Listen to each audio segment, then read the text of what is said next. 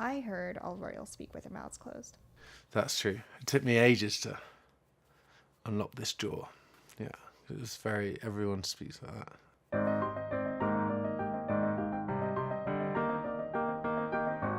Tell me about the one bet you're glad you lost.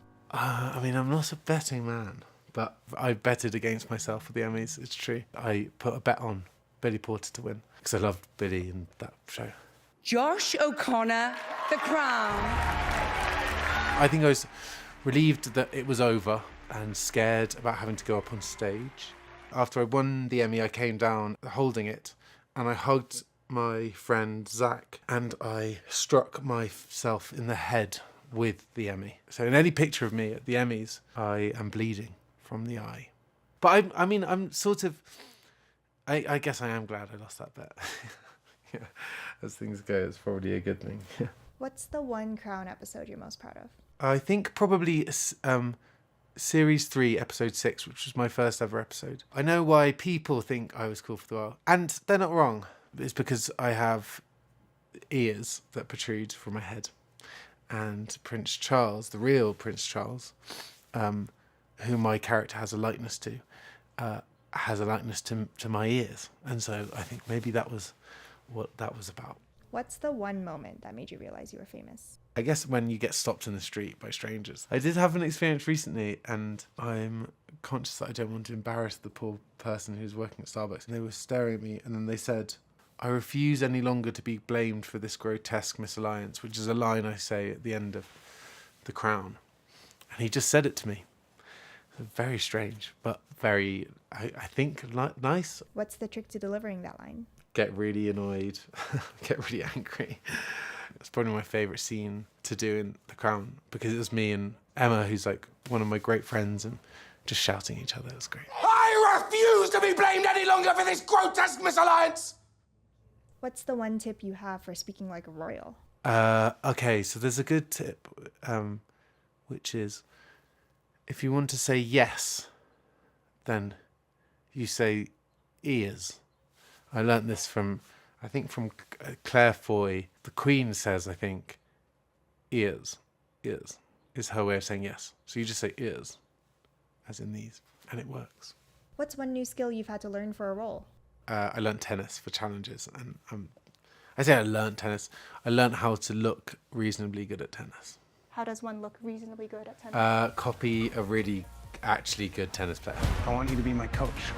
I feel like I could convincingly trick someone to think I could serve, but I rarely hit the ball. I rarely make contact with rackets and balls. I shot a tweener, which is it's a shot where you hit the ball through your legs, but that was pure fluke and it worked out really well. But that was total fluke. I'll never repeat that. Was it caught on camera? No, I think it was caught on someone's camera phone. I don't know, maybe Zendaya's. I don't know. Say the one word you still can't get right with an American accent. Oh, well, hamburger is quite hard. Hamburger. Hamburger. It's just quite hard to say. What's the one American thing you've grown to love? IHOP. I really actually do love it. I've had some of the greatest culinary experiences have been at IHOP in my life. I didn't know. I thought it was a bank, or an insurance company. And I went in, discovered it was the International House of Pancakes, and ever since then I've loved it. I had eggs and potato hash and French toast with blueberries. I've never had anything else. I go for the same order every time. What's the one movie that is underrated, in your opinion? Well, it's a movie that lots of people really like, but I think Superbad is one of the great movies of our time. And sometimes I think we consider it as a comedy and therefore by the by, but it's one of my favourite movies. What's the one scene you think about often? Michael Cera and Jonah Hill at the end of the film are having a sleepover and Jonah Hill goes doop-a-doop-a-doop on Michael Cera's nose, and it's beautiful, it's masterful. Who's one character you've always wanted to play? I think probably I would love to play Willy Wonka, But like a dark Willy Wonka. I know they've just made a Wonka film with Timothée Chalamet, but I would really like to play a sort of darker version of him. I think Gene Wilder's version of him is very dark.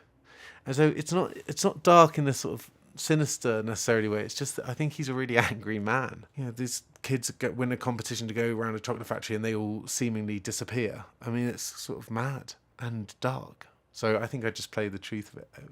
What's the one cast tradition you want to repeat? I made this film La Chimera. We would go to someone's house and then we'd sit in the garden and they would have cooked something and we just eat together. It's very Italian, actually. For them, it's really normal. It's just for me, it's a really exciting thing. We're renting a movie theatre out here a lot, where we are right now, and we watch a movie of our choice. What did you choose the last time? I chose Paddington 2. I love marmalade, yeah. I'm a big fan of thick cut marmalade, yes.